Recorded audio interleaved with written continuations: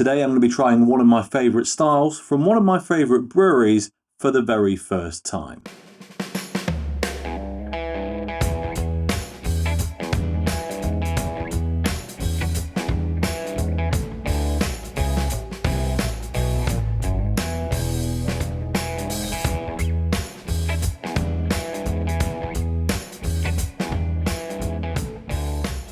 Hello and welcome back to the channel, and yes, today I'm taking a look at this. It is from German brewing giant Ayinger, and it is their Celebrator Dopplebock. This is one of my favourite breweries, Ayinger, also one of my favourite styles. Those of you who watch my videos reasonably in the kind of order, if you like, will have noticed that over the past few weeks I've said the words favourite beer, favourite brewery quite a lot. I'm not just making it up now for every single thing that I try. I have genuinely been on a bit of a mission to bring things in that I personally just adore, regardless of whether they're particularly popular at the time or not, because, well, if I like it, I feel like you might as well. As I said, this is a Dopplebock, so a dark, strong lager from Germany, from Ayinger, called Celebrator. Celebrator is, well, a play on words, really. The original Dopplebock was brewed by Paulaner. I have reviewed it if you want to go back and look. If I remember, I'll pop a link up there as well. But that is called Salvator, and as a result of that, every other German brewery, give or take, when making their own Doppelbocks, named it something at all. This is Celebrator, and as I said, yes, it is a pokey dark lager. This one comes in at 6.7%, hence coming in a little 300ml bottle. Now I do have to say, Paulaner and a few of the others, they do it still in the full 500ml. So, you know, it could have been bigger, but it is what it is. It is a beautiful looking bottle. Let me show you that there. It's got a very old school, very traditional. It's a very old style of beer, this. But it's got the two rams on the front there, either side of a bottle of it. It's got the normal Ayinger stuff on the back, pretty much all in German though, so how much of that we'll be able to read is, well, yet to be seen. But on the front here it does say Celebrator Doppelbock Dunkels Bayerisch Starkbier, which I did check. I assumed what it said, but I thought I'd better check.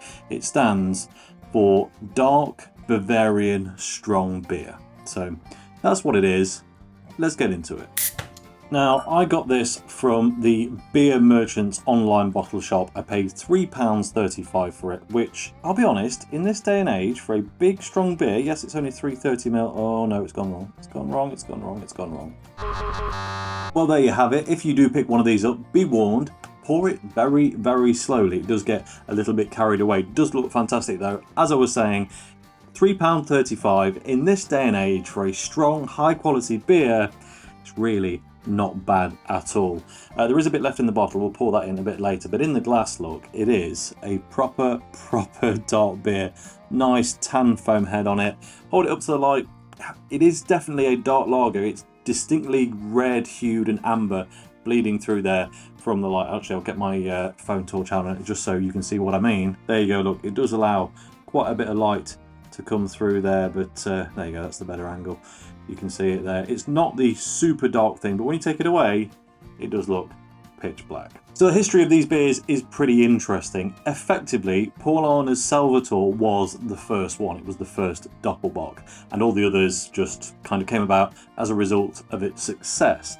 The reason that beer became so successful was because, well, it was actually a little bit of a life hack for religious folk around whatever time it was. I want to say 1600s, but particularly monks and people that observed periods of fasting. They weren't allowed to eat for days on end, so they brewed a big, rich, boozy beer that, well, was packed full of calories in effect, and, well, just got hammered for weeks at a time as far as I can tell, because it is definitely pokey, and yes, that kind of idea took off and everyone else started making it. Originally, someone even tried to ban it, but thankfully the local politicians at that time were so keen on it, they decided, no, I think this stuff can stay, and I think I, for one, am very glad about that. So, what are the aromas like on this Ayinger version? Well, Pumpernickel immediately. It's a common trait of this beer style, like big, rich, all bran, kind of spicy loaf of bread. It's really big in there and rich. There's a bit of a raisiny twang going on. The longer I hang my nose over it, the richer it gets. Molasses, dark treacle. It's really, yeah, bonfire toffee notes. There's another kind of distinct fruity, spicy note in there in addition, but I can't quite put my finger on it, so I'm not going to blag it. It's just, there's another note in there, and it's all, in general, very, very nice. So let's give it a go, shall we? Cheers. Well, that ain't half bad. I mean, it's probably no surprise. I have already said Ayinger, one of my favourite breweries. They are one of the few breweries on this planet that if I walk into a bar and they've got some on tap, I'm just not going to go for anything else. Even if something else sounds better, just on description, I just know the Ayinger is going to come in clutch with a result, and it always absolutely does. And here it is absolutely no different. Again, big, dark, rich lager, one of my favourite styles. It's refreshing because it is ultimately still a lager, but it's still big and sweet and bready, and it's got that balance kicking down. 6.7%. That 6 to 7% range for me is like that's my Goldilocks area when it comes to big, heavy beers. When you're not having multiple, when you're just having one, that 6 to 7% is what I absolutely adore. Bigger, stronger ales, triple IPAs, imperial stouts these days are all the rage, coming in at 8, 9, 10, 11. I had one last night at 15%. And don't get me wrong, it was incredible, but as a regular occurring experience, this has it beat absolutely hands down. And yeah, it is just glorious. And I'll try and give you a quick top to bottom taste test to work out what the flavour notes are, because, well, it is absolutely packed full of them. So right on the tip of the tongue, little bit of sharpness, caramelised citrus peel is where my mind's going. It's that kind of, it's got the freshness, but it's still not properly sharp because there's so much other sweetness going on here. You start to get a hint of that big, rich, doughy, pumpernickel style bready thing that these are well known for, but it is just a hint at that point. Over the mid palate though, the sweetness continues to creep. It's not got properly thick, rich and bready yet. That comes a bit later. But you know, you're starting to get that kind of bonfire toffee, treacle, syrupy nature. But you know, like bonfire toffee, it's effectively burnt, right? And that's what gives it its weird balance. It's sweet, but it's also got it's the bitterness from those charred sections. This is doing something similar, and it's got that bitter char, but it's almost beyond bitter, and it's almost tipping back into savoury.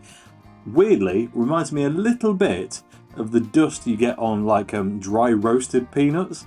It's not quite nutty, but just the additional flavouring without the peanut element. Yeah, starting to remind me a bit of that as well in there. It's beautiful, unexpected, but very, very nice. Then, on the back of the tongue, I'll be honest, as this is warming up, those bigger, more bitter notes really are coming to the front. Back of the tongue now, heaps of nicely dark roast coffee that I wasn't getting before. The breadiness seems to have subsided a little bit. Again, for now. It's coming back, don't worry. And you are starting to get kind of coffee and a few hints more of the spice. It's roasty, it's not quite pepper, it's not quite chili, it's not quite, I don't know, it's got a real, maybe a bit of cinnamon-like flair to it. It's, yeah, along those lines anyway. And then, the aftertaste is where these beers always do their best work, and it's rich, it's bready, also mineral heavy. I talk about mineral quality in beer quite a lot, but it does appear at different points in different beers. Typically, it's actually over the mid palate of the tongue, where this was getting bombarded with heavier, more bitter notes. But in this, it's actually right on the back, on the aftertaste. You get that initial hit, that big, bready, doughy thing, and it almost immediately gets cleared away with a host of real high quality, good mineral water from the brewery. And the finish, it's all big, rich.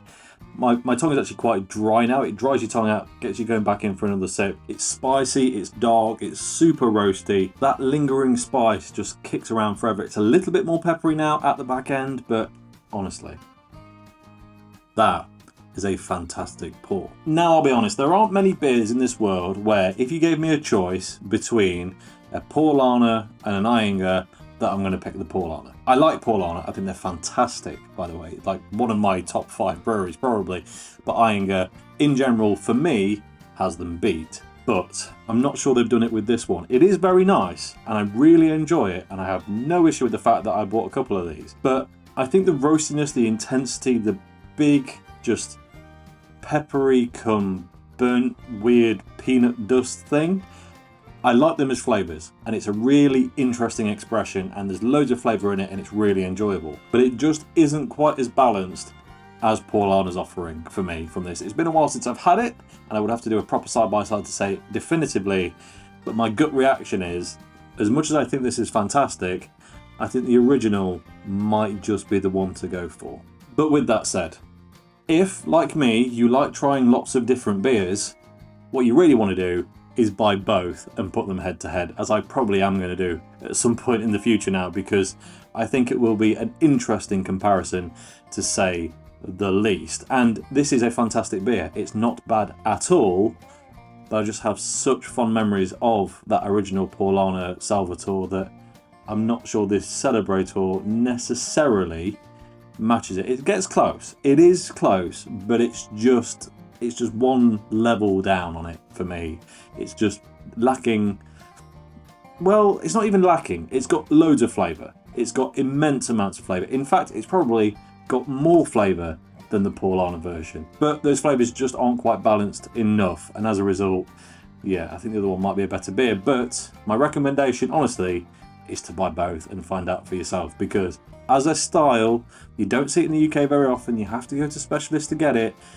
And it is an absolute dream, especially this time of year. It's still quite warm out, but I'm in that mood now where I'm like, you know what, I've drank enough kind of hazy pales and IPAs and lagers, normal lagers over the summer.